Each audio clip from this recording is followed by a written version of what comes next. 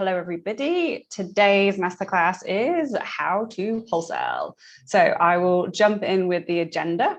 So pretty much I'm going to go through 5 topics today and then hopefully make sure there's time for a Q&A at the end. So topic 1 is matchmaking. So yes, I'm not going to teach you how to find your next partner, but I'm going to talk about how to find the perfect platform for your brand, because that's an essential step of how to wholesale. Next one is how to profit from wholesale. So there's always that huge question mark that sits above wholesale, is how can it actually be profitable, because a lot of brands struggle. So I'm going to go through actually what you need to do to work out how you can be profitable, and within that I'm actually going to cover what a good deal looks like. So I'm actually going to disclose to you the information that I know from my role with my business, to actually share with you what the kind of current terms are on wholesale platforms around the world. Topic 3 is platform criteria. So this is essential. This is a really essential topic to actually make sure you're able to wholesale. Topic 4 is what a good lookbook and pitch deck looks like. So again, that's something that you need, these assets, this content, to be able to effectively pitch. And then last is actually how to effectively pitch, which covers how to actually gain an appointment. So obviously you need an appointment to be able to pitch. So that is the agenda for today.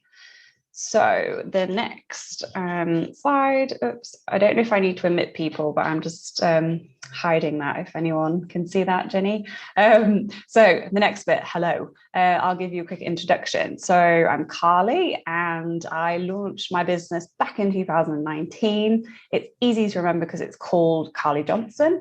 It used to be called Unzipped, but I'm now Carly Johnson. And yeah, pretty much what my business does is it's split into 2. So I work with startups and help them launch with online course and coaching. And then also I do some lecturing, and also I actually help clients specifically in wholesale. So you could call me similar to a wholesale account manager.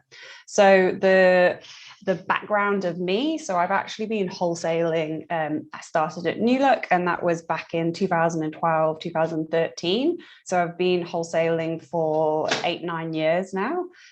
So it's literally, it's the only world that I really know inside out. So today's topic is literally, as I've put on the screen, I love wholesale. I can talk to, I'm blue in the face about wholesale. So brace yourself. And yeah, other fun facts. So my background is in fashion. So I come from a design background that's led into a buying background that then moved into wholesale, kind of when a lot of retailers were becoming wholesalers back in the UK. So I'm working with brands at the moment in Australia, but I've worked with brands pretty much around the world. So fairly extensive experience. So that's, yeah, a little bit about me. Cool. So I love wholesale. This is, yeah, going to be a fun one. So why do I love it? Why is it so important to fashion brands?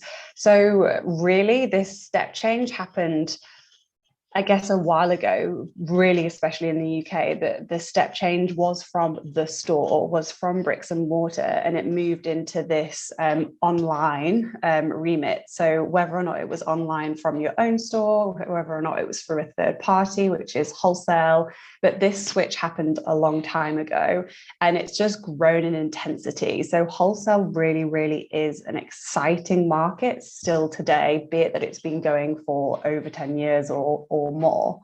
So what do I mean by this? So today we're talking about wholesale. Wholesale, in a sense, can be Amazon, it can be anyone. But to just summarize, more than 1 in 4 searches in the US begins on Amazon. So if you are present on these really important platforms, it's actually going to put your product in front of customers far quicker than you could pay for marketing, or far quicker than you could organically make that search happen for your own store. So the beauty of third party is really, yeah, amazing.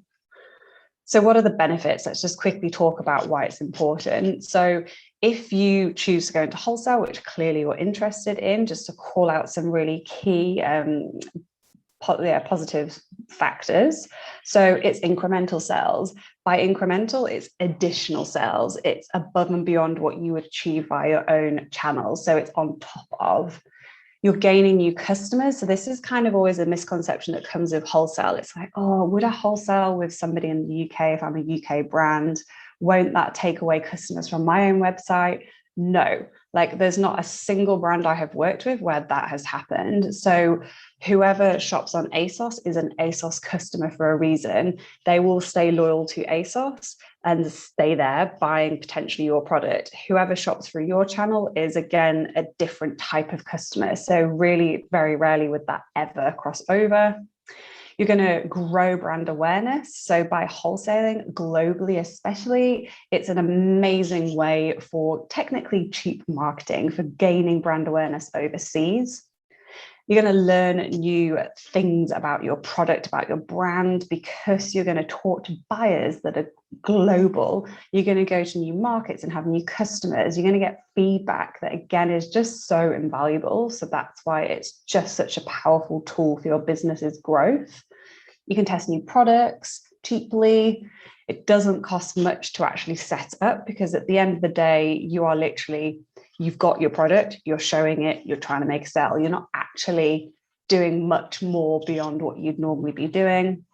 And again, there's loads of different things you could, opportunities to collaborate and just do some really exciting things. So again, my statement, I love wholesale. It's really, really powerful. And I'm obviously going to talk through loads of ways to get you guys into wholesale. Cool. So let's get stuck in. So the first topic is, I call it matchmaking. So obviously on the screen, I'm not talking about boyfriend, girlfriend, girlfriend, girlfriend. I'm talking about your brand and finding the perfect match with third party. So why I'm talking about this topic, it is fundamentally essential that you follow this guidelines, this step, because again, you want to be successful. So that's why I'm talking about finding the perfect match, not going out there willy-nilly and being like, oh, I'll just try everybody. My hit list is 50 platforms long. You're just going to use loads of money, use loads of your time and energy, and really not be successful. So if you really take the time now in this step one in how to find the right match in which to wholesale, it will just be, really beneficial. Okay, so what am I talking about? Platforms. You know your brand. There are different types of platforms. We all know that. So there's platforms that would appeal to the young, affordable, fast fashion platforms. So Namshi, for example, in the Middle East, their price points like ASPs maybe around £20. Like they have lots of fast fashion young brands. About You's kind of similar. ASOS, we all know they're targeting the like 18, 20-year-old girl. That's the bracket of young, affordable fashion platforms. Then we'd move on to mid-tier. So this is where you could start to branch out to the department store type of platform, the platform that caters to the family. So who are they? What's that bracket look like? There's John Lewis, there's Next, like Next for sure dress the whole family. Then you've got the bracket of high-end fashion platforms. So there's Selfridges, Harrods, we all know those very well. There's Farfetch, which is kind of the fresh one on the scene of the last few years. There's old school Bloomingdale's. That's more the high-end, the designer. We kind of all know what their perceived messages in the market. So in this first topic, we are trying to find the right platform for you.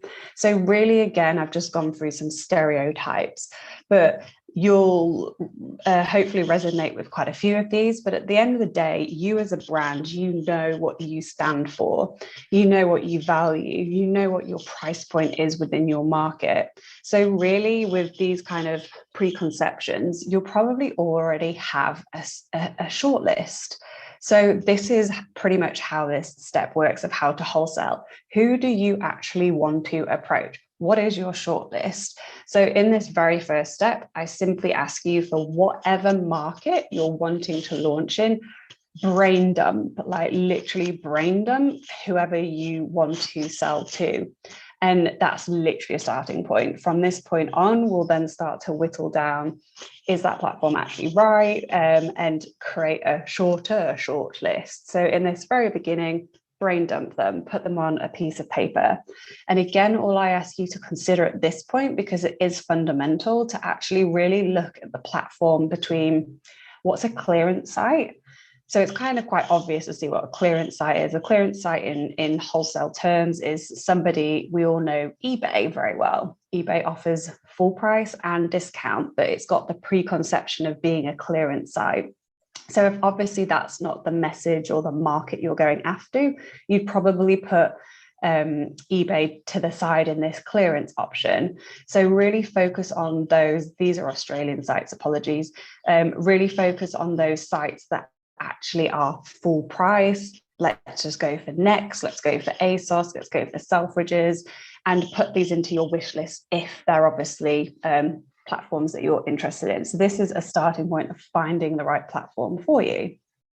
Next, once you've got this list, so it's simply an Excel sheet, platform, questions down the side, start to answer these questions. So why am I asking these questions to you right now? This is literally, I don't know how many questions are on here. I'm going to go for 10. These 10 questions are going to be your best friend every time that you go to approach wholesale or a new partnership, because what we're trying to do here is find the perfect match. If you find the perfect match, it's where your audience is, it's where there's appetite for your product, it's where you're most likely to be successful. So if you've got a shortlist, let's say Selfridges, what is their USP as a platform or store?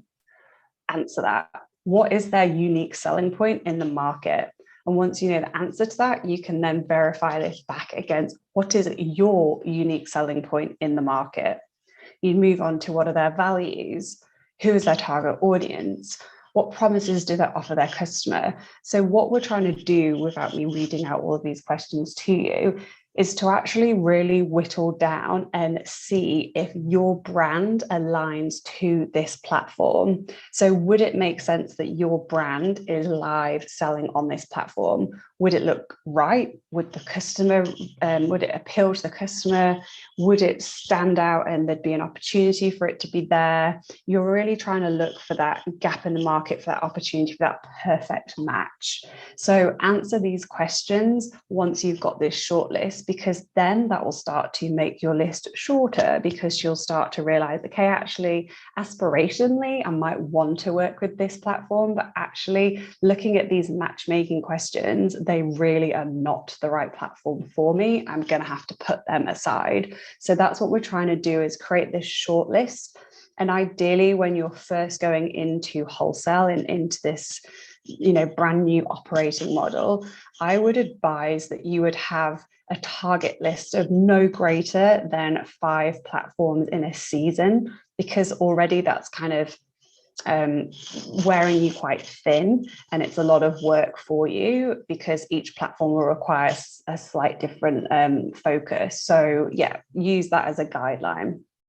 Okay, so a way to help you to answer these questions. So obviously you've got this wish list of your platforms, but how do you really start to understand perception if you're not benchmarking your brand against anyone else?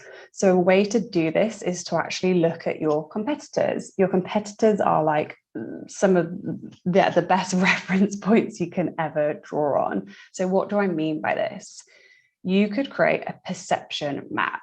So if you create a perception map, this is not just essential for wholesale, this is an essential piece of research that you could do when for multiple different things, for pricing, for going into new markets, again, for pitching your brand to wholesale accounts. Like, it's absolutely epic if you could actually present this, say, to ASOS, to be like, okay, my brand, which is one of the brands I work with, Rack, I, as a brand, am positioned a little bit more premium than ASOS in the swimwear market, but I'm a little bit more expensive than Andy in the swimwear market. So this is a really good map to help you to understand what your perceived value is in the market. Because again, if you then look at your competitors, let's just use Andy again. So where does Andy wholesale to? And if Andy, say, wholesales to ASOS, let's just use an obvious example, do you belong on that platform with Andy? Could you offer a point of difference to Andy? And in this sense, the answer would be yes, because you are saying, if you're Rack, you're more fashionable than Andy, which we know for the perceived value of the ASOS customer, it was young, it was affordable, that's actually important to be more fashion forward, because that's what their customer wants. So pretty much just doing something visual like this will help you to start to understand more about your competitors and where you're positioned within these axes of affordable, fashionable, etc. So once you've done that, as mentioned, you'll understand more about your perceived value. You'll then be able to look deeper at who did you sit close to on this brand perception map. And then of those close competitors, who are they selling to? For wholesale, you don't necessarily know it's wholesale, but who are they selling to? Are they present on Zalando, or are they present on Namshi? Are they present on The Iconic? Like, who are they wholesaling to? Because that is the next, like, easiest and fantastic way to actually gain ideas, gain an understanding of who is right for you to wholesale your brand to. So you might be thinking, okay, sure, like, why would I want my brand to be selling right next to my closest competitor? The answer is because you are going to offer a point of difference. You're going to be better than them because that's what you're going to strive for, and you're going to make sure that happens. So how you can do that, you can have better pricing, you can be more fashionable, you could just offer an exclusive range, you could do so many different things, but never fear that you're going up against your competitor. It's a really good highlight to you that that's obviously where your target audience shops, because they made it on that platform. So if they made it on that platform, why the hell can't you make it on that platform? So definitely be aware of that, with a caveat of check their performance. And obviously that's quite hard. You can't ask for their sales reports, but what you can do is monitor them over a few weeks, a few months, and actually just check, like, how does that option count increase, decrease over the weeks? Are they always in markdown? What's happening kind of promotional activity? What's their sizing availability? Are they selling out of things? So you could actually kind of put your stalker cap on and start to, like, learn things to understand, are they doing well? Are they not? Therefore, is this platform a good match for my brand? So hopefully, yeah, that will be extremely insightful and we'll create this shorter shortlist. Okay, next. So this is, again, still what platform is right for you. A huge factor is in this kind of initial strategy piece, in this matchmaking, the two questions always come down to, what are you doing this for? Why are you wholesaling? And I mentioned it in the beginning that that kind of fact is true, that it can be challenging to make a lot of profit from wholesale. Therefore, are you doing it for the money, or are you doing it for brand awareness? Like, what is it that you're going after? Because that will really inform your strategy and also which platforms you actually approach, which markets you go into. So try and be honest. Obviously, you could say yes to both. That's absolutely fine, but really just be clear with what's important, so that if you're making 10% EBITDA, so really bottom line profit, then be aware that you actually said you were okay with that. You know, is it about making a small percent of profit versus, nothing? What is within your boundary? What are you really going after? Because this is, again, essential to pursue this kind of wholesale dream. So I've just kind of given an example here. So if it's all about sales, great, tickety boo, that's good. So what you need to do when finding this perfect platform is, where is your target audience shopping? You could hit up your target audience and quiz them and ask them, or again, you could look at where your competitors are, because that gives you an indication. Make sure, again, the price point of your product aligns with the price point of the platforms. All of this kind of matchmaking criteria I've talked about, that would be how you go about making sure you partner with the right platform to make loads of money.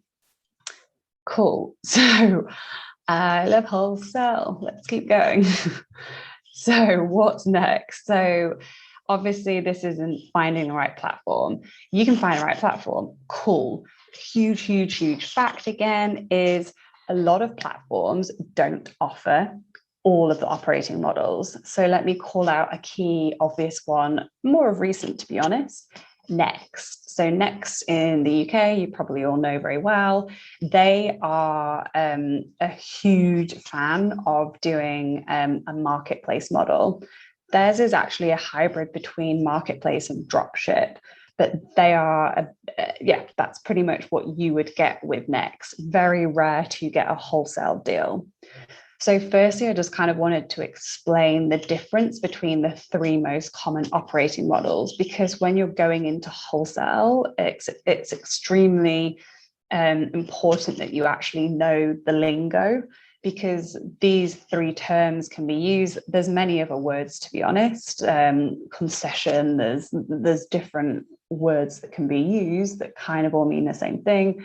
But at the end of the day, when you're going into this operating model, you need to know what you're negotiating. So therefore, you need to make sure you're using the right terminology and that you actually understand what it means. So I'm just going to briefly go through these. So wholesale is you are a business selling to a business. You're not selling to the end customer, Jane down the road. You're selling to ASOS. So it's a B2B transaction. Generally, in a more of an old school sense, wholesale means you're selling a quantity. You're selling your collection to the wholesaler and they will place their own direct order. So what do I mean by that? You would get your own order placed for your direct consumer channels. So that would be your own orders. Then you would place a secondary order at the same time for wholesale partners. So it is literally stock you are placing for another business and they're buying it outright. So that's kind of the dream that you're going after with wholesale deals. You're going after sale, no return. You want to sell it to them and you don't want anything else to do with it. Okay, so marketplace. Marketplace is generally, the way you can see it is a business offering you their shop front. So the way you can think of it is kind of like a pop-up store. So you're using a store as a shop front, literally. You're using their, physical, obviously this is virtual, but you're using that as a means to then reach out to the customers. So marketplace, you are actually selling B2C, business to customer, by a subway of a business. So in marketplace, the marketplace will take a commission for obviously the use of their storefront, but you are dealing with the customer directly. So the big difference generally for most marketplaces is that they offer like a fulfillment option. So say, for example, for Next, a common one is you would ship product to Next, they would house it in their warehouse, and then they would do the fulfillment to the customer. So that's the most common option for marketplace. And the reason that happens and the reason most brands would choose to do that option is because they have the best speed of delivery to their customer. They generally have better rates because they're bulk shipping to customers. And also, if you're added to a basket with 5 other brands by a customer, you kind of go in this one collective that Next would ship out, as opposed to you doing it individually and having a longer shipping time with your customer. So it's advantageous to you, the customer, and kind of your general figures. Dropshipping is then the reverse. So dropshipping is similar to marketplace. It is a shop front. You're renting it, so to speak. But in this sense, you would get the sales order from the business. They would notify you. You would be housing your own stock and you would ship to the customer. from your warehouse, from your home, whatever. So this is where you get the sales order, you literally drop it off, loosely put. So just to kind of explain, hopefully that helps you to understand this, but also I'll go into it in more detail. Cool. So it really comes down to, in my eyes, with all the brands I work with, you're either talking wholesale or you're talking marketplace. Really, they're the most common ones. So that's first thing to know. Second thing is that really nowadays, the most common operating model that you're going to get offered is marketplace. Wholesale is becoming rarer and rarer by the day. It makes me really sad, but it is. So you really do have to kind of broaden your horizons and actually start to work to the fact that you're going to have to potentially accept marketplace deals as opposed to wholesale. So at the end of the day, it's your business, your customer, your financials. You're going to have to make the right decision for your business based on your capabilities, finances, everything. So I'm just going to run you through pros and cons of both models, because again, there's certain points I'll call out in here and you'll be thinking, oh my God, I never knew this. Like, how do I how am I ever going to wholesale? So this is hopefully going to give you like a tick list of things to work on if you didn't already know it. Things to think about, I guess. Okay, wholesale, let's start with that. So most deals I already mentioned, most are sell no return. Why I'm saying most, the US specifically for wholesale is extremely old school. They really haven't changed. And how wholesale in the US works is you can sell, your goods to them, place an individual order for, say, Nordstrom. But with the sale no return, unfortunately, they tend to put KPIs in their contracts. So they'll say that you should achieve a sell-through rate of 60% that season, or they'll negotiate that a rebate discount will be negotiated during season based on your performance. So what that means is you're technically not selling your goods outright. You are only if you have fantastic performance, which unfortunately for most is generally not the case. They might say sell-through rate of 60% and you achieve 50, kind of quite common. Then you would have to contribute some markdown costs or kind of a fee for your poor performance, so to speak. So that's what I mean by that, something to be aware of. Generally in the UK, Europe, that's not the case. In wholesale, you control the selling price. So what do I mean by selling price? The wholesale price you charge the customer.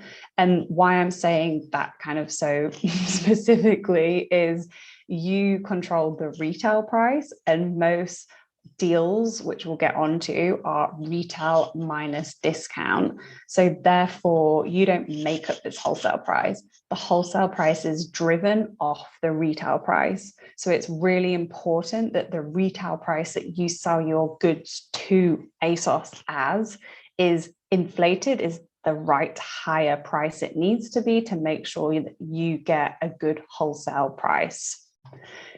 If you do wholesale, because you're placing an order for the wholesale partner, you get to place more with the factory. You can negotiate down your cost price. It's like a fantastic point. Generally for wholesale, there are no marketing costs, which is good. It's in your interest if you choose to spend on marketing. However, it's not your stock to market because they bought it outright. So a point to note in your financial plan. You can use a win-win. So this is more of a negotiation piece. So it's what do you need to do to improve your commercial deal, but also what can you do for them? So you might give on things and vice versa. That's kind of all I mean by that. It's an omnichannel strategy because you're giving customer choice. Doesn't cost you anything to set up. Speed to customer, which is so true. If you want to ship to Europe versus being on Zalando's platform and shipping to Europe, you're not going to beat them for speed. Literally, you can't do, turnaround in 12 hours. They can.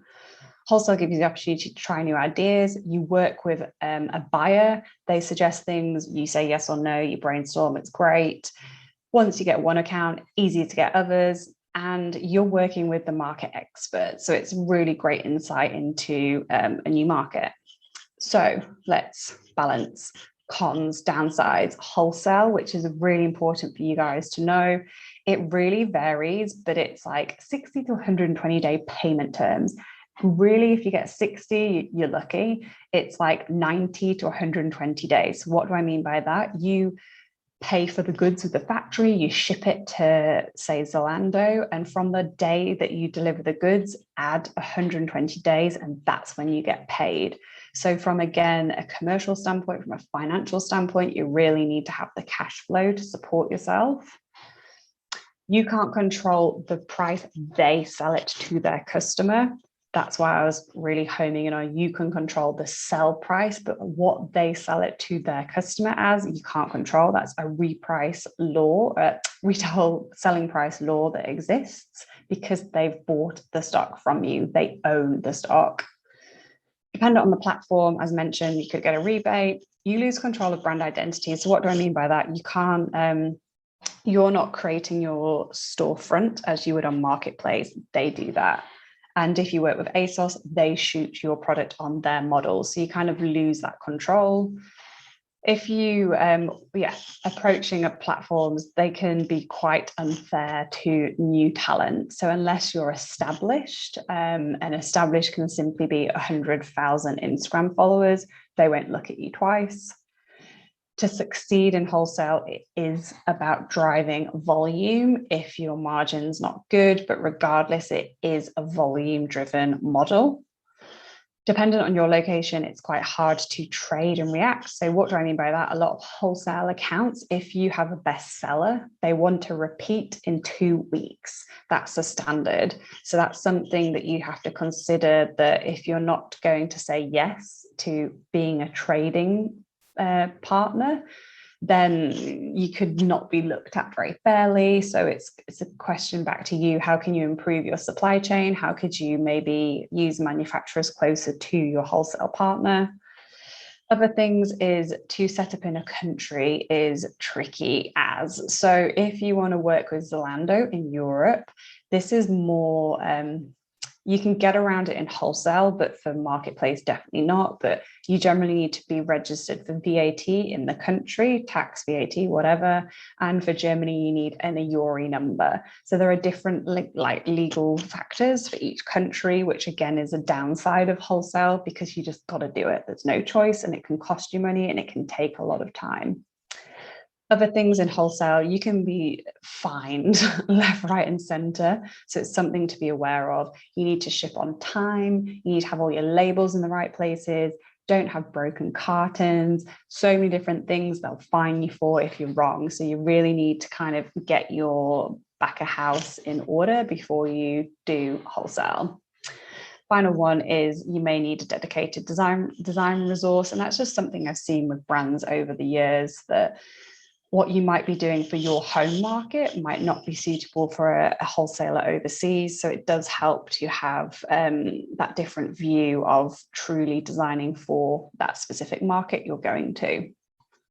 Okay, moving on, Marketplace. Pros, they pay you so much quicker, standard being anything from 7 days to 30. So you pretty much paid within the month. You control the pricing. So people find this a positive. If you are selling on a marketplace in your country, you want the prices to align. You don't want a customer to be like, oh, it's £10 cheaper, I'll go there. Flexibility, because you control the stock. They did not buy it outright. You control it. Therefore, you can move it around any channel you see fit. Most marketplaces offer integration, very important because your backend links with their backend. Therefore, you're not doing Excel spreadsheets and manual stuff. You can choose the assortment. So again, this control, you've got more control over what stock you put there versus another platform. When you do markdowns, etc., you just have control. That's the difference in marketplace because you own the stock. Cons. So high marketing costs. Really, everything nowadays is manipulated by the robots. So if you think you're going to sit at the top of page 1 because you're most popular or it's new in, nah, that's not the case. So you really would pay for your position on the page. So with marketplace accounts, you have to spend in marketing to push your product in front of the relevant customers on the relevant point of the page to actually get the right viewing time. Lack of visibility, I've just kind of mentioned that if you were to sell to Zalando in marketplace, they will prioritize their own wholesale stock versus yours. So again, that's just kind of the manipulation side of it. There are fees in general with marketplace, setup costs, integration costs, etc. So they're generally monthly fees that you'll have to pay. Some marketplaces expect you to house stock in their warehouse, which is something, again, to be really aware of when you're looking at suitability, because that means you've got something there for 6 months. If it doesn't sell, you've lost your selling window. What do you do with it? So it's costly, it's dead stock, it's not necessarily sustainable. Other ones, you might need a dedicated resource. It's very admin heavy working in marketplace generally, because you're the one that's in control of the stock, of the long line descriptions, of the images, of all of that kind of stock piece. Just think of your own website times 2. You generally don't have as much feedback because you don't work with a buyer. You decide the assortment that goes on. And unfortunately, you tend to lose stock a lot with these platforms. So an example being Next, they like to lose your stock if you house it with them. Obviously, they don't like to, it just happens. And then some marketplaces expect you to stock ship their way. So for example, they'll send you their branded poly bags, not your branded poly bags. So again, it's a downside. You're losing that branding piece. It's extra work for you, etc. It's not what we generally want. So that was the pros and cons of both. So again, this first topic was all about deciding what platform's right for you, deciding what operating model is right for you.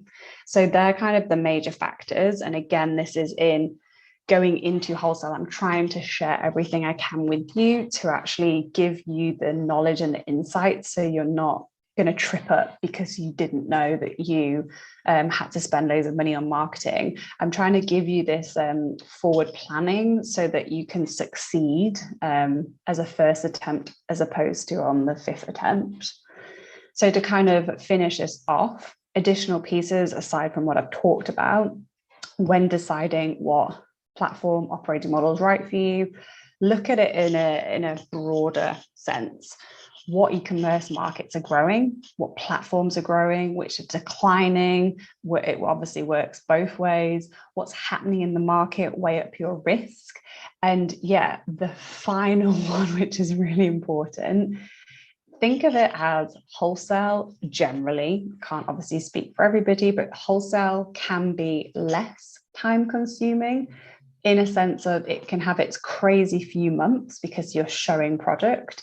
It's in a, presenting new collections, as opposed to marketplaces, this kind of consistent wheel that you're having to look at daily because it's your own website technically via a third party. So really weigh up, what do you want to get from this venture, and how much do you want to keep that balance between work life and versus reward? So really, weigh it all up when you're making these decisions, along with the most important, where the heck does your customer shop? Let me get my product in front of her via a wholesaler. Cool. So make a shortlist. That's the project work technically from this topic 1. Make a shortlist. I've got loads of questions on here, and that will help you to then, have the shortlist, and then we'll move on to the next steps of actually what you do with this shortlist.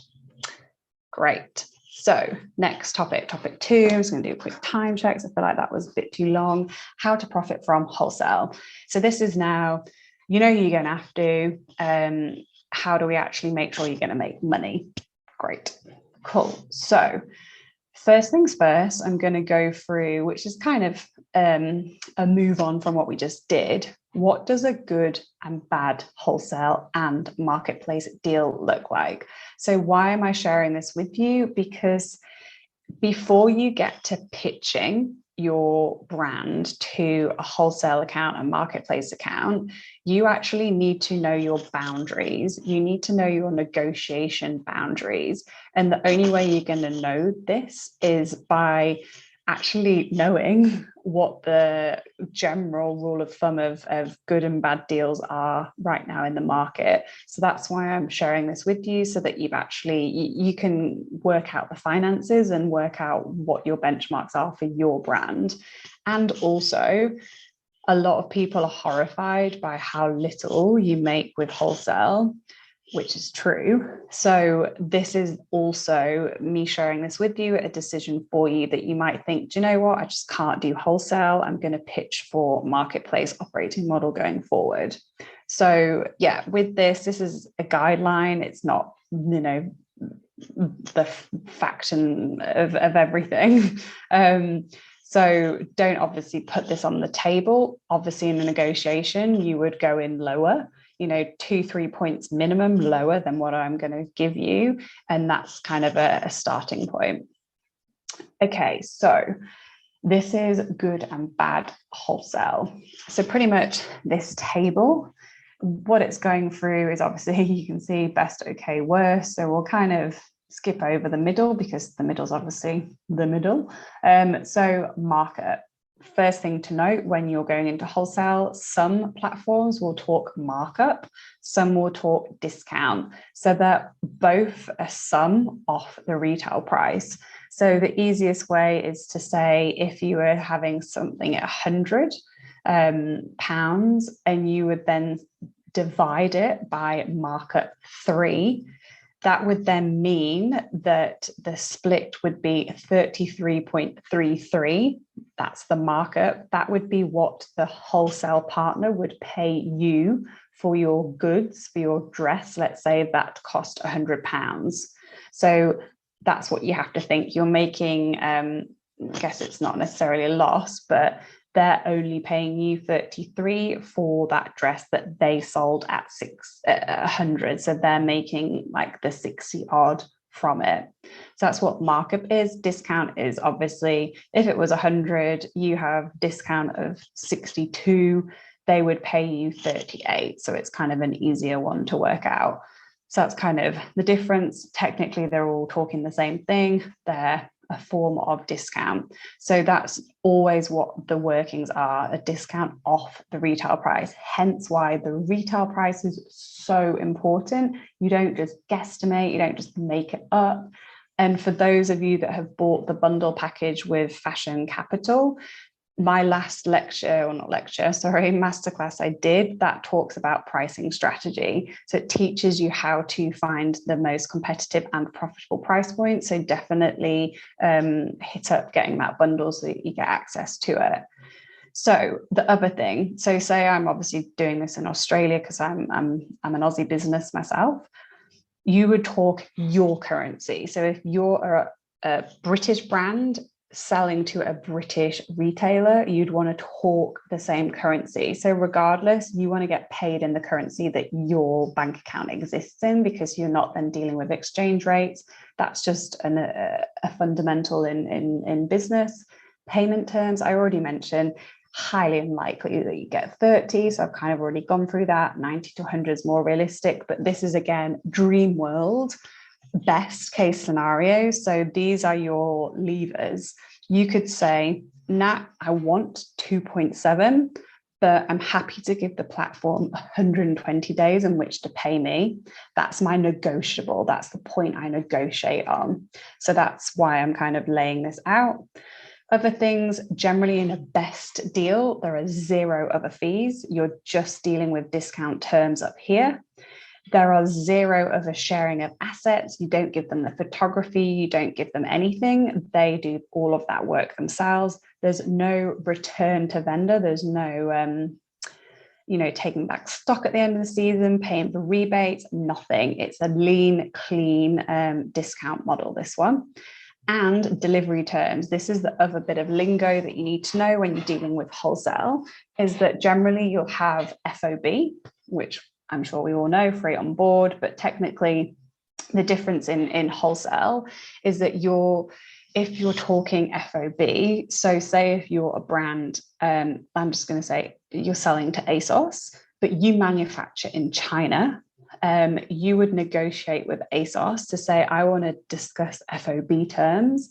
So you're actually talking that at the point in China when it leaves your manufacturer, ASOS is actually going to pick it up. So in location, in port, so to speak, and they're going to take the cost of the freight from that point onwards.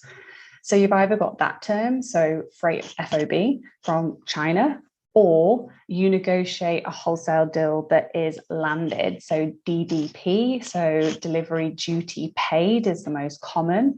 And therefore, if you're covering the cost to land it in their country, therefore, you really don't want to be negotiating a high discount rate. So the way I've kind of done it here, so it hopefully makes more sense, if you're negotiating FOB, therefore you hand over your product in country of manufacture, you can generally allow them to quote a higher discount price because they're picking up the cost of the freight. So that's the difference. They're the levers that you would negotiate. It's like, okay, how important is it for me to ship the goods in and get the lowest discount rate I possibly can? Is that within the scope of my business? Or do I think I'd much prefer to hand it over in country and accept a hit on the margin and on the discount rate? So they're kind of the two most obvious ones that you would want to negotiate with. So yeah, good deal. You can be expecting to give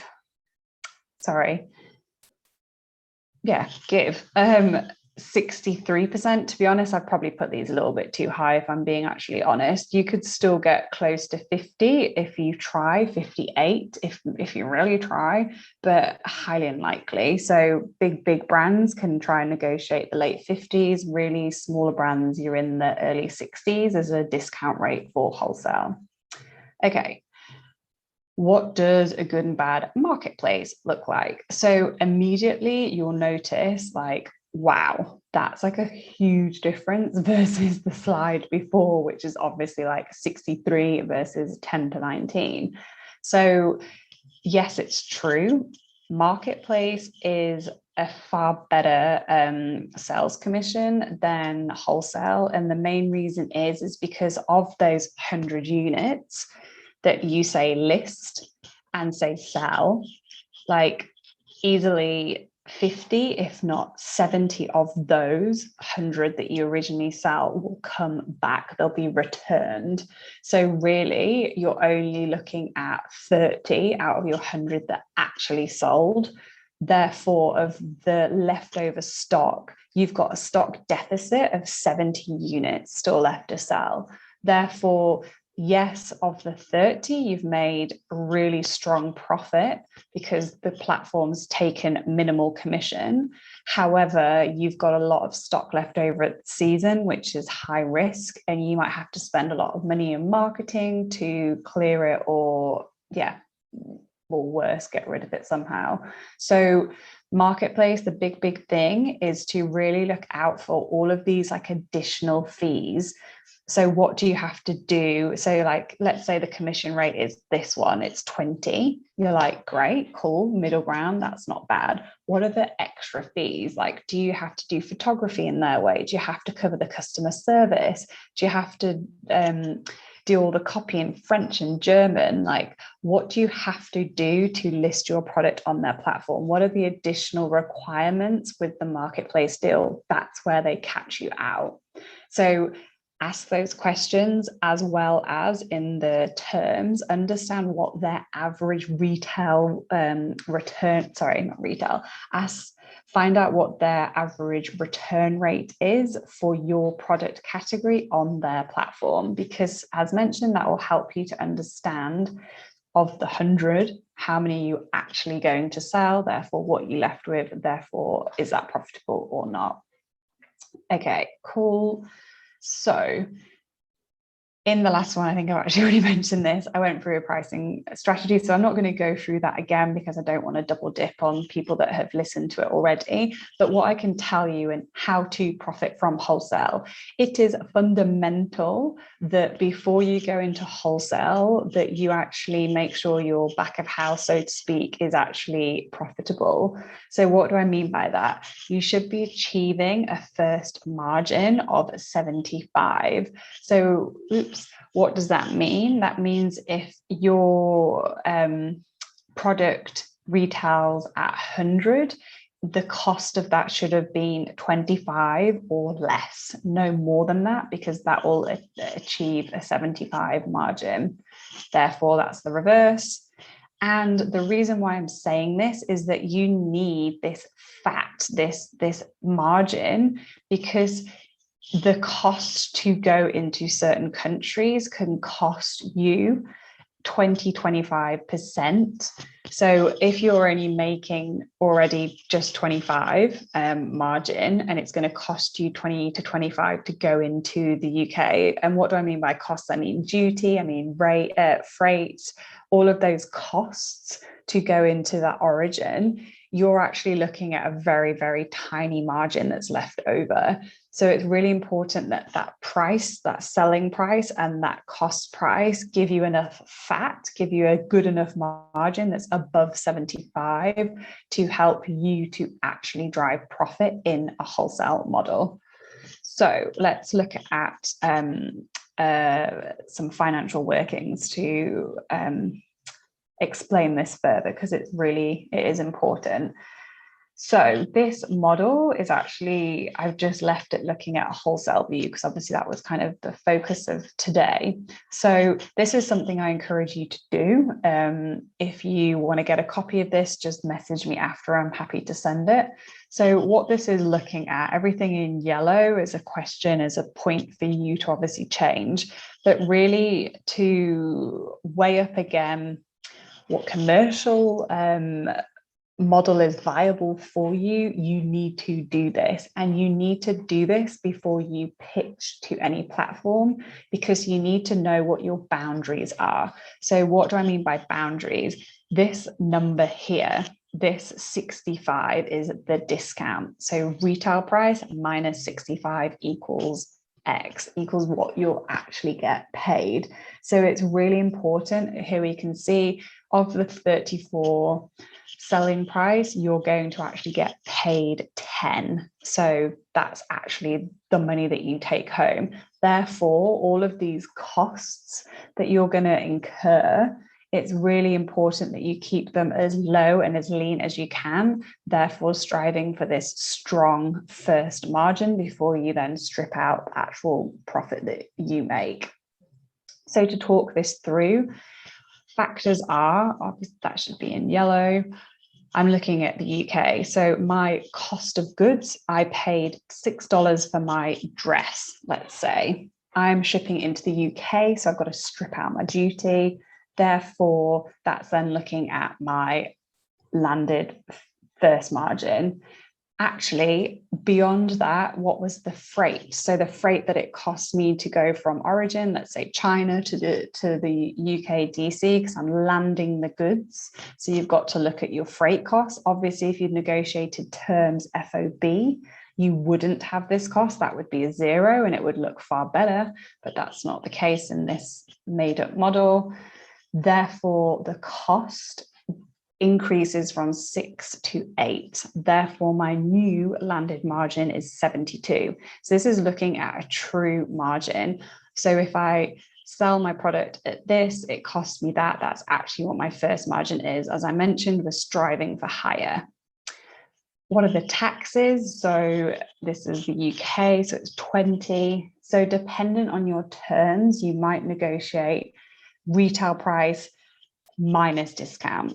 Or they might negotiate, it's always them, not you. They might stipulate it's retail price minus VAT minus discount. So it's obviously important because you can see here, stripping out 20% makes a huge difference.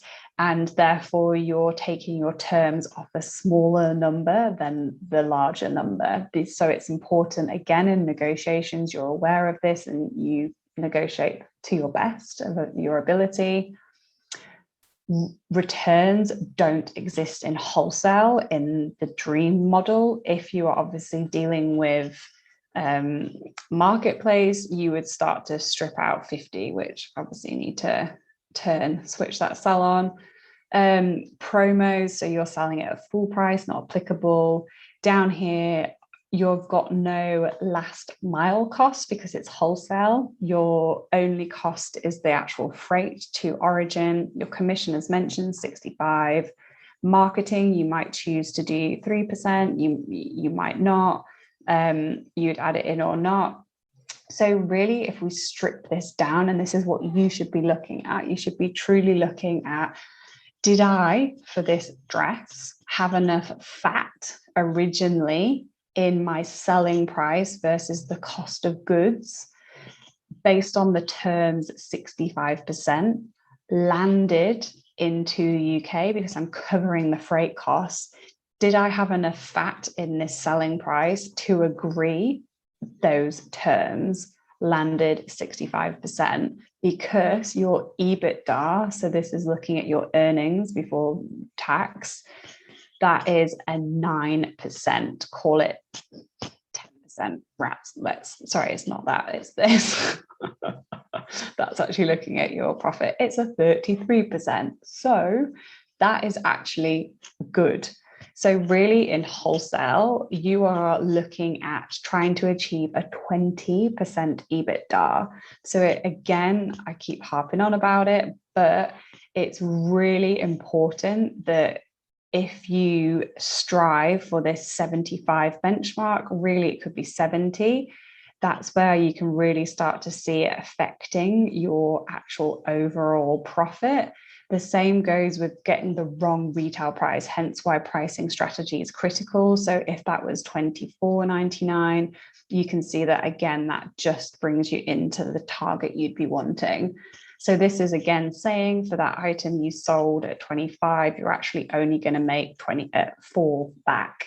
So really, really important that you play around with your financial models and really understand the commercial terms that you can negotiate between. Because again, if you don't do this front work, you're going to go into a pitch and you're going to have the wrong price points and you're going to be trying to like back out, like, oh my God, I'm making a loss here because I didn't do my homework. Or you're going to go into negotiation and just agree something that's totally not doable. So don't guess, make sure your prices is competitive and profitable. And this is a way that you can actually weigh up the accurate costs based on the guidelines that I've talked through. Okay, so let's go back. Oops, great. So topic 3, give me a little time check. We're all good. So platform criteria. So again, I'm always a big one, which I've talked to, but I'm always a big one of setting you up to succeed. So this is looking now at 2 of the biggest platforms in your region, the UK, Europe, so that you can really understand what you need to tick in which to be able to wholesale to them. If you can't tick these boxes, you're highly likely to be rejected to wholesale because you can't do it. It's simply a requirement. Therefore, I'm giving you the heads up that you need to do what you need to do to tick these boxes to give you the best chance to get a yes from these platforms. So obviously, as mentioned, I'm talking the biggies, the big 2. You might be striving to wholesale to a boutique down the road in London, which would not have half of these criteria. So I'm just talking big picture, sky's the limit. Obviously, if you're going smaller accounts, you can ignore these, but it's still something that if you follow this criteria, you're setting yourself up to be a global brand. You can switch things on and off very easily across the world because this is the major criteria. So what am I talking about? So ASOS, Zalando. ASOS, we all know, UK, huge fast fashion platform, has been there for quite a long time. Zalando is the biggest in Europe, based in Berlin in Germany, shipped to, I think it's now 19 countries around Europe. They are the bee's knees in Europe. So to work with these platforms in wholesale, or to be honest, wholesale and marketplace, these are essential. Reach compliancy. Obviously, I'm not an expert, but I know enough about reach compliancy to know that it is just one of those givens nowadays. So what does this mean? Look it up. I can't read it out to you. It's all about measuring the lead, how much as a percentage exists in, say, your zippers that still is beneath the value that you should have for legal standards. So pretty much reach is a way to keep the customers, the workforce, everybody safe, and they're trying to keep certain substances beneath the, to the legal requirement. So that's what reach compliancy is. It's talking about your product. Your product needs to be safe, and that is the standard terms that both the UK and European platforms work to. So a lot of these platforms, for example, Zalando, will spot check you. So if you, in your first delivery, they'll cherry pick a few styles, and if they fail reach, you can actually have the whole order rejected. So that's why it's really important that you actually ask these questions to your supplier and make sure that you are.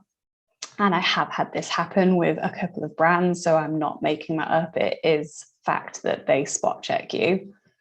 If you're shipping to the US, this is actually specifically California. You need to be covering Proposition 65, similar-ish to reach, but obviously different legislations. So it's quite hard to partner with a US platform if you don't follow Proposition 65.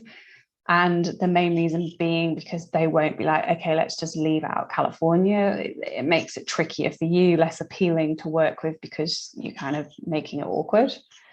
Can you ship to the UK and Germany landed? Simple question. You have to work with both Zalando and ASOS. Obviously, that depends what you negotiate, but it's something that you need to check if you're actually able to do it. They will receive payments. You can do GBP for ASOS, Euro for Zalando. Does that work for you? Payment days pretty much for both of them are 120, unfortunately. Also, if you ship to Zalando, this is actually the same for ASOS. I don't know, I haven't ticked it. They have strict delivery windows. Therefore, can you ship to that country within 1 to 30 days if it's landed? You've got a delivery window to ship your order. If you're late, you get fined 5% of your cost for every week that you're late. You must use their portal to book their product, which again is admin support. Do you have that scope within your business? Decision. Split shipments. Zalando are an absolute huge one for this. They might ask you to ship one style to 5 different DCs, which is obviously costly. Put that back into the model that I just showed you. Can you afford to do that? Like, what's that shipping cost as a percentage of the cost of goods? GTINs, EANs, everybody needs these nowadays. If you don't have them, get them. It's a 13-digit barcode that means that your product is globally recognized based on these 13 digits. Every single platform requires these. So get it. It will just save you hassle in the long run. Just to note, you need to do individual invoices. This is more of an admin support again for every purchase order sent. You must send a production sample. So again, this is like another cost and time factor to weigh up when working in wholesale. Care labels need to be in German as a minimum for Zalando, plus all of these other countries. Can you do that? Is that within your scope? This is again talking about wholesale specifically. Care labels, you must have the country of origin on your care labels and your business address. This is again something that you would need to cost up and actually implement to be able to work in wholesale with these partners. Flexibility is a huge one. So are you ready to trade in season? Are you ready to offer a broader size range than, say, just the 4 sizes that you offer today? Really question your ability and your flexibility to work in wholesale, because these guys want that. It's a needs must. Each item needs to be individually polybagged. It needs to be using recycled plastic. It needs to be beneath this level of microns. So again, not just any type of packaging, it has to be spot on to these requirements. Also, where you place your barcode sticker, you don't just shove it on a polybag. It has to be positioned in a specific corner of a specific side. So again, there's some really tricky things that you must do to comply to these platforms. So again, wholesale is just something that you can't like roll over and be like, hey, let's start it like tomorrow. You need to be prepared with both your warehouse solution as well as everything else pretty much. Continuing, barcode always must be visible. That's a huge one that gets fined. Carton dimensions must be that. Carton labels must be applied in a certain template. Mixed SKUs not allowed. Each box has to have its own SKU. Overs not tolerated. So if you ship 1 or 100 units over the amount that they bought, you don't get paid for it. That's lost money. You lose that. If you've got unders, they accept 5%. That's a standard. Non-compliant, as mentioned, you would be charged. And then there's Euro palletization, which is a kind of a request from Zalando. Don't know why that's taken again, so sorry. So this is really good insight again into, are you able to wholesale? And this just gives you some criteria to work to get you prepared before you actually reach out to these customers, because a big one will be, are you REACH compliant? You have to tick these boxes in your contracts and actually say yes or no to a GTINs. Do you have this? So the more you can prepare now, the easier it will be when you approach platforms to quite confidently be like, yes, I am ready. I have done all of this. Okay. So pretty much this is just going over it. Again, you only get one chance to get it right. Wow them from the offset. Take their feedback on board. Be willing to adapt. So I encourage any new brand to start already to think, I guess, counter seasonal as well as seasonless. How can you have this global range? So therefore you can appeal to partners all over the world. It will help your success and growth rate a lot more. Be willing to invest. So if you get a no, try again. Maybe invest in some designers or actually a trip to market or something. Just be willing to give this a go longer than like one attempt. This could take a year to actually succeed in wholesale. Invest in PR and marketing. It will give you a good opportunity to raise your profile. And pretty much you must be sustainable. So that's key things to succeed based on platform criteria. Okay, next one, moving on. This one's a goodie. So the next bit we're getting onto is kind of like you've done your homework now. You know the criteria, you know the platform, you know your commercials, you know your profitability. Now let's look at how do you actually pitch. So the first bit of pitching comes down to pretty much having certain things ready. So I don't know if I've got that first. No, so we'll go on to that after, but one of the things that you need to have ready before you reach out to a platform is a pitch deck. So I'm going to run through what good examples are of lookbooks versus pitch decks, so you can actually really understand the difference, because right now you might have a lookbook, but a pitch deck is very different. And a pitch deck is a factor that, again, can make or break the success of you reaching out to accounts. So within this one kind of thing, you're thinking their audience. So on your shortlist of, say, 5 platforms for next season, you might have to do a Zalando pitch deck and make a different one, say, for Nordstrom, because it is a different customer. So be aware you might need to do a few variations, but at the end of the day, you're thinking Nordstrom, you're thinking ASOS, whoever I just said. So let's look at some examples. So here we go. I think all of these are Aussie. Yes, they are. So this is FREEBIES, an Australian brand. This is an example of their pitch deck, and I'll show you their lookbook in a second. So what a pitch deck is trying to do, imagine you bump into a stranger, or regardless of that, you're a shopper yourself, you stumble across this new brand, you know absolutely nothing about them. Would you benefit from knowing about them? Would it make that sale easier? What can you give them in terms of overview context that will help win them over to being your customer? That's really what a pitch deck is doing. It's selling more than just a story. It's selling the dream, the vision, the reason to buy into your brand. So really all of these differ. So what's this first kind of page? Who is this brand? Our brand. Then it goes into the story. So you can actually start to understand the scope, how long the business has been here for, stores, team members. So you can start to understand this is a big business. Our purpose, what do we stand for? Like, make it her moment. Like, if you've got a punchy catch line like this, which you hopefully should have, this is really where you can start to sing out the brand and like help them to resonate with your purpose. So this has been breaking it down into how they do it, their values, authenticity,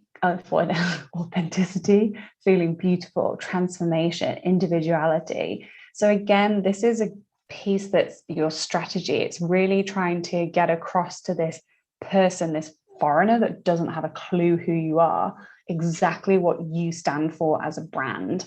Because really, in these kind of powerful words, they will either be turned on or turned off. You'll either match with them or you will not. So this is kind of back to this matchmaking. Do your values align with their values? Again, in this, you can see the kind of consistency of like the lines marrying up, this kind of pastel look, beautiful kind of girls models that mirror this make it her moment. Authenticity, it's breaking it down. What does that actually mean? Moving on, kind of a bit more so. Our look, so what are they striving for? This is a mood board. Our voice, our audience, so talking about like who is the audience, who is their girl, really again trying to resonate with this random person, this platform that's like interested in their brand. By giving away this type of context, it's going to help the platform to really know if you are right or wrong. So our world, talking about sustainability, hugely important. And yeah, quite like this. Forever starts now, like it's over to you, ending with a bit of tongue in cheek. But again, that is a brand book. So we can see here the imagery is important because it suits what the words are saying. However, this is really, it's about translating the voice, the vision, the values.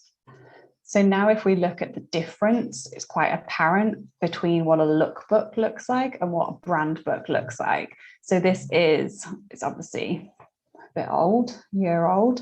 This is spring, summer. So this is now really apparent. It is straight into imagery. It's straight into style number. That is literally it. So most lookbooks don't put the retail price there because it will be paired back with a line sheet, which would cover this off. So really, without me going over this, this is a lookbook, very different, minimal words. It's all about the imagery. A brand book is selling the vision and explaining the vision beyond just the images.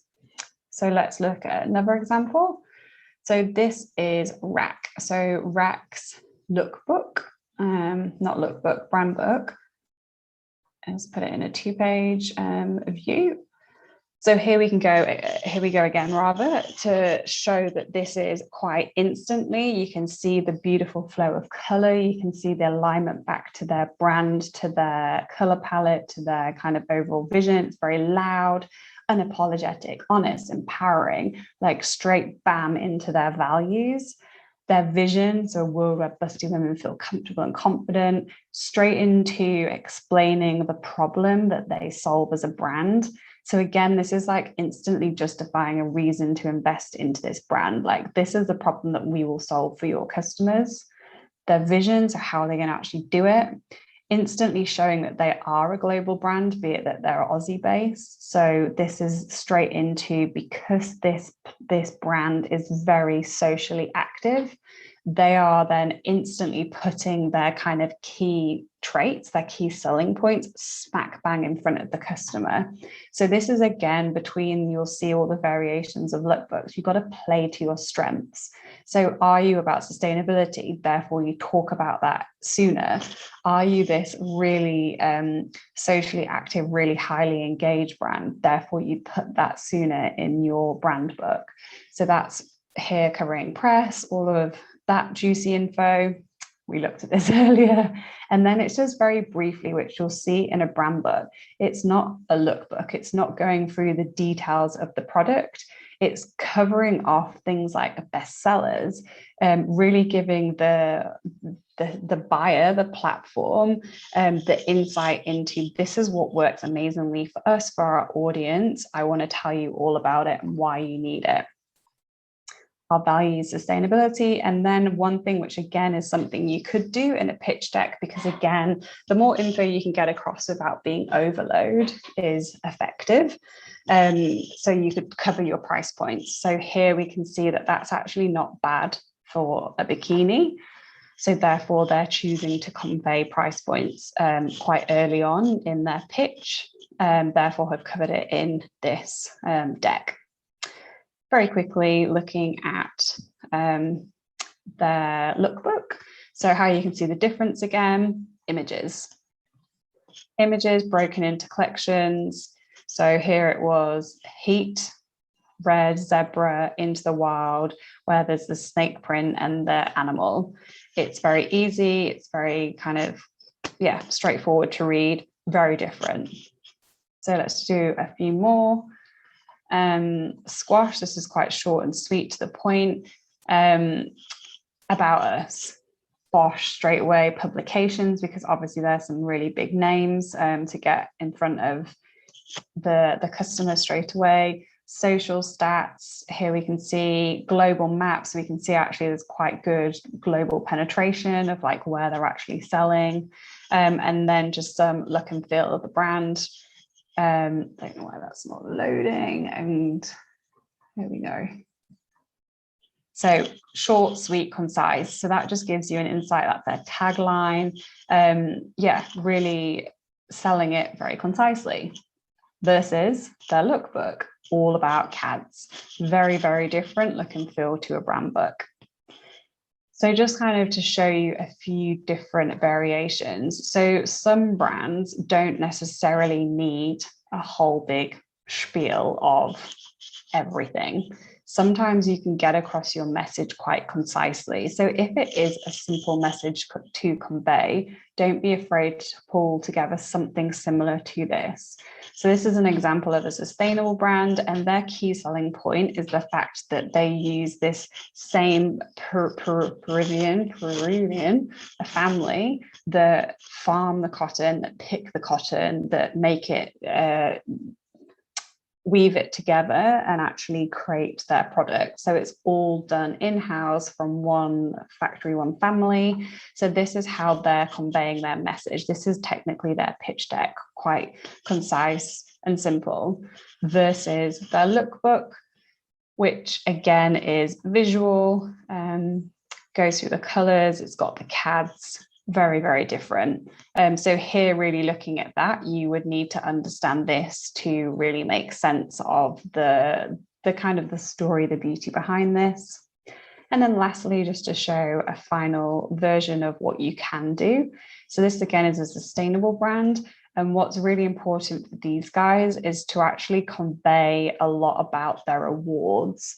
So what have they been awarded? What makes them sustainable? What's really, especially the OTEC certification, like conveying the sustainability message really early on. So this is, again, something that you wouldn't necessarily get across in a lookbook. It's, your opportunity to put across this really strong reason to buy in a pitch deck. So yeah, this is just a few of the examples, and really what I would encourage you to work on ahead of approaching platforms. Okay, so let's go back to this, and we're on the home straight.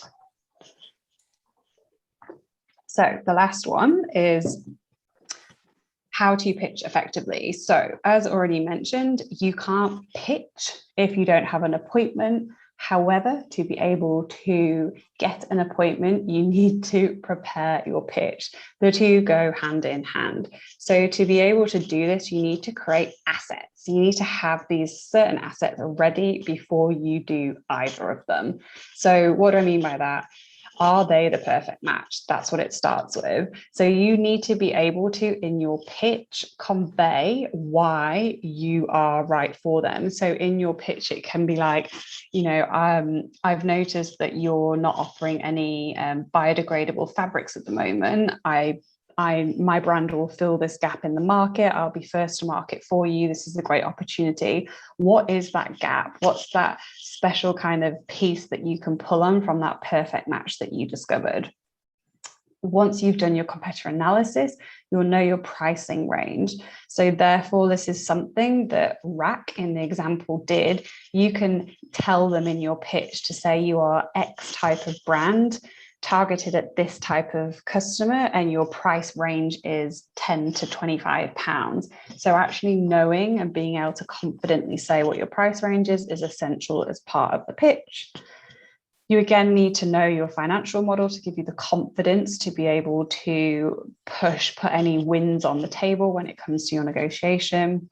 You need the pitch deck, which I just talked through, but also you need to know your timeline. So this is one of the last few bits we will go through. So this is all of the assets that you need to work on, you need to have ready before you actually approach any platforms to get an appointment. So step by step, how you actually approach these platforms. So really, this is the way that I encourage brands to do. And this is a way that you can do this by yourself without investing in an agent. So that's kind of the major difference. You can either invest in a wholesale agent or you can do this yourself. So if you're wanting to do it yourself, the best tool that you can use is LinkedIn. So LinkedIn is the best platform for businesses to network and to connect with other businesses. So it is simply a way for you to connect business to business, as opposed to the likes of Facebook, etc. That's where you're dealing with the customer, not the business. So how you go about this? Research. So if you're wanting to say approach, let's just go with someone big still. If you're wanting to approach About You. So About You is based in Hamburg. It's a German-based e-commerce business shipping across the whole of Europe. What do you need to do first? You need to find out the right people for you to contact. It's simply that simple. So you would use LinkedIn. Perfect. You can go on the platform. You can type in About You. You can look at the people that work there. You can start to whittle down into swimwear buyers or kidswear buyers. And you'll start to then be able to pinpoint the names and the positions of the people that are relevant to your brand, to your category that you're trying to approach and pitch for an appointment. So that really is the first step, is finding the name, the right people for you to actually reach out to and approach them on a first name basis. So once you've done that, you want to connect with them. So you would connect with them on LinkedIn. However, never connect without sending a note. So never hit connect without a personalized note, which we'll cover in the next slide. It's essential that you do that to kind of add that personalization to it, because you'll get a higher success rate that way. So that's you kind of doing the first bit. You've connected with them on LinkedIn, you know the name, you know the right people to address. Perfect. Kind of job one done. The next is, in this approach, asking for an appointment to get time with the buyer, is to actually call the head office. So find out the head office number.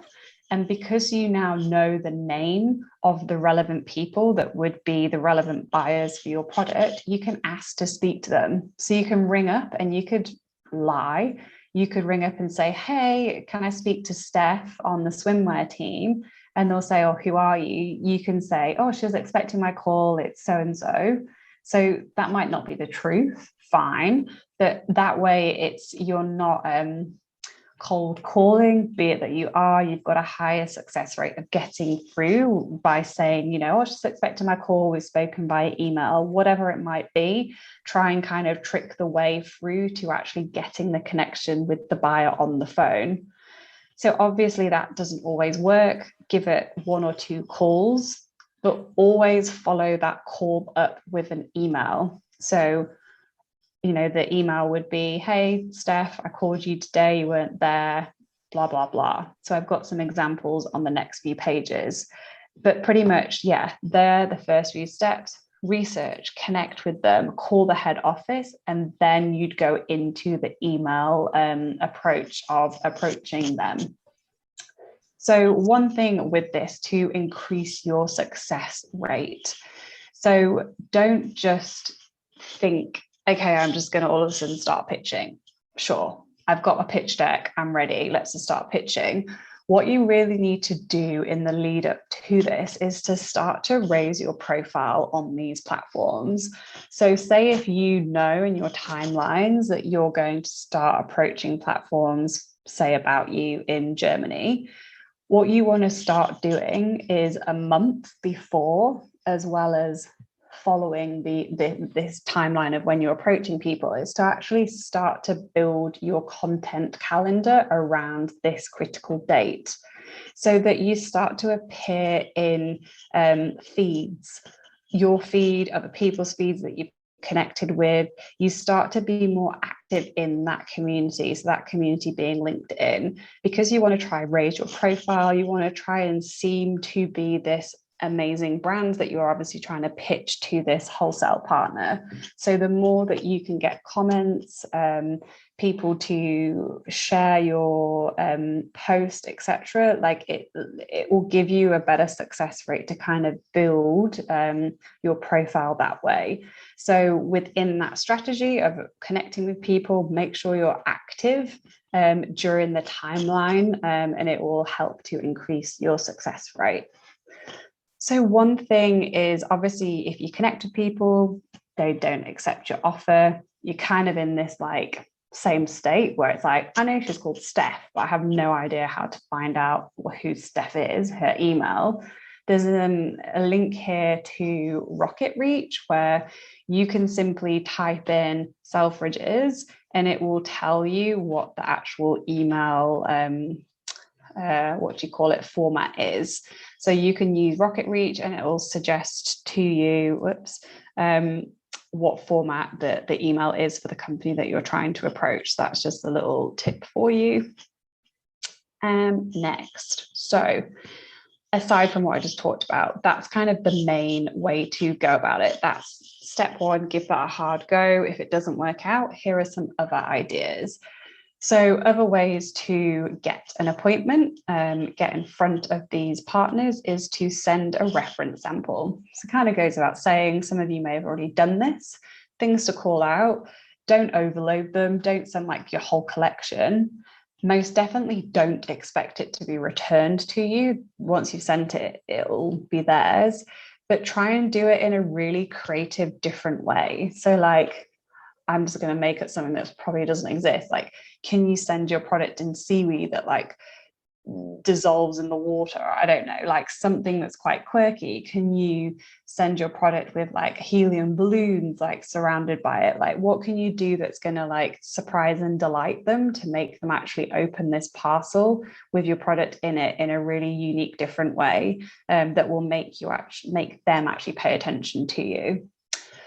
Also, other ways to approach, you could attend events. So goes without saying, you could go to trade shows, you go to retail events, how can you actually cross paths with these with these wholesale partners, aside from just emailing and calling? So try and find out what events they go to, which you should be able to find on company pages, or again, by connecting with people and asking them. Check their websites, but pretty much try and be present at events that they're going to be at physically. And again, if you're to host any events, if you're to go to any trade fairs, invite them to come and see you. So don't be afraid to kind of flip the roles and of that. Cool. So here are some templates. So obviously I'm not going to quite read all of these out, but to reiterate, when you connect on LinkedIn, always send a connection message. So keep it quite short and sweet. Don't jump straight into a sales pitch. Simply say, see, I can see we're in the same industry. It'd be great to connect. Like, hopefully we'll cross paths in the future. Or pose a question, which is always a good way to try and gain a response. Like, I wonder, is biodegradable fabrication important to you? Like, whatever it could be, always put a message with your connection requests. Follow up email. This is then when you start to actually disclose more info about your business, your brand. Again, don't put it there in the very first message. Try to entice them with something that, again, you called out in your matchmaking that's quite unique to you. Third one is, obviously would have tried to have called them before here, but this is where then you're trying to like really jazz up things outside the box. Like, what's some piece of amazing content or press or whatever that you've had about your brand that you could give them, or statistics about the biggest order you've had, or a celebrity that wore your stuff. Like, what could you put in here that's going to wow and delight them? So this is where you really kind of put the show on. So now looking at emails. So this is where obviously you either use Rocket to get the email, or you obviously gain the email from them by your LinkedIn connection. So this is again where you'd say you'd called and you'd spoken to. So again, if you can try and reference a name, it makes it feel more legit, as opposed to, oh, I just called and I didn't get through. Try get the name of the receptionist. It will kind of ring true, and try and pitch for when you can arrange a call, because that's what you're wanting. Don't give everything away. Try and keep it to the point, but also put the ball in their court to let you know when you can follow this up. Number two, this is where you try again, jazz it up, get more kind of visual with this approach, give them reasons to buy, really try and wow them. List when you're free, give them all the options, give them a link to your digital calendar, like really make it super easy for them to reply to this one. And then three, this again can be linking back to your research. This is really, again, why it's so important to know why you're the perfect match. You can kind of put in these like 3 reasons why type of approach. Cool. So I would, in the approach, so you've connected, you've called them, you've followed it up maybe twice with a call, you've put it into an email, you've just got nowhere, no luck. You maybe then could look at trying to send samples, or you could maybe then look at, okay, that tactic just didn't work. That, that style wasn't right. So how can you then really refresh and change your content? So content, I literally do mean, can you go and reshoot your product? Can you give it a whole different look and feel, very much more targeted to that wholesale customer? So you can really come back with this whole fresh vision, this fresh look and feel, so that they won't link you back to the old you that failed last time. They'll link you back to this new approach. So really think their customer, think what they're missing, and try and adapt your approach, your content to that, and give it another go. So this is again where it doesn't always happen first time for everybody. You've got to kind of keep going back, don't give up, try again, try then go to trade fairs, try and just do a different approach to get noticed by the platform. So the final bit of this is, It is all about timing. So again, you can have the best emails, the best connections, the best brand deck. You can have everything lined up. If you go to approach a platform in the middle of the season, when they've already bought all the product, they're thinking about markdown, what do you think is going to happen? So you're not going to get anywhere, because they'll have spent all of their money, the budget's spent, they'll be done for that season. So you really need to make sure you approach platforms at the time of year that they're actually looking beyond their current portfolio. So timing really is everything. So what does that come down to? So you need to know your market, you need to know your platforms and when they're actually buying product. So to run through an example, NH is Northern Hemisphere, SH would be Southern Hemisphere. So if we're looking at the Northern Hemisphere, the next season that we're looking at is Autumn Winter 22. So what you need to know in your timelines, and this is something that you can obviously repeat, it doesn't really change. Right now, platforms are in planning season. So they're planning for autumn winter. So right now, as a new brand, if you were to pitch, reach out to, say, About You in Germany with your pitch deck, with everything we've just talked through in this masterclass, now is actually the perfect time, because they're planning next year's budget. They're planning which brands they're going to grow, decline. They're planning how many new brands they're going to take on. So really now is the perfect time, because the buying season starts December, January.